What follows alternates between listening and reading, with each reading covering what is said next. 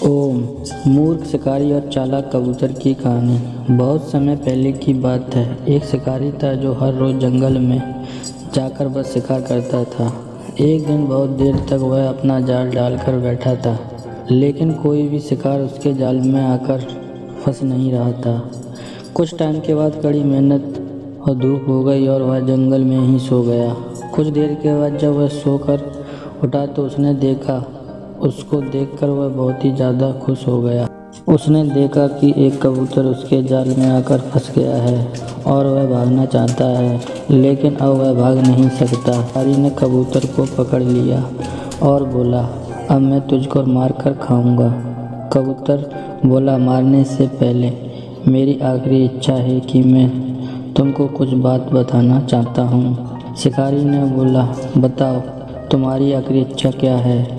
कबूतर ने बोला, मेरी माँ ने मुझको कुछ बात बताई थी जो मैं तुमको बताना चाहता हूँ। शिकारी बोला, तो बताओ कौन सी बात है।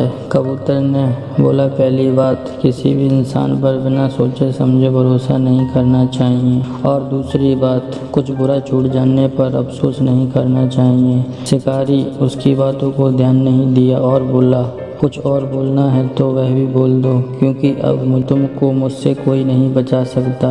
मारने से पहले उस कबूतर ने शिकारी से बोला, मेरे पास एक हीरे की अंगूठी है, अगर तुमको मुझको छोड़ दो तो मैं तुमको वह अंगूठी दे दूंगी।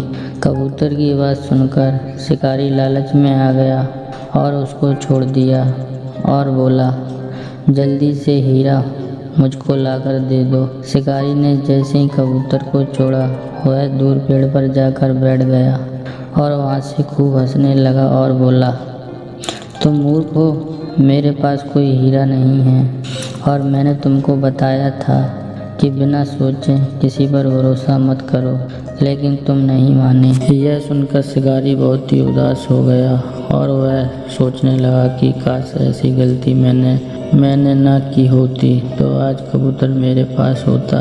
इस कहानी से हम लोगों को यह सीख मिलती है कि हम लोग को बिना जाने किसी भी अनजान पर भरोसा नहीं करना चाहिए। ओम।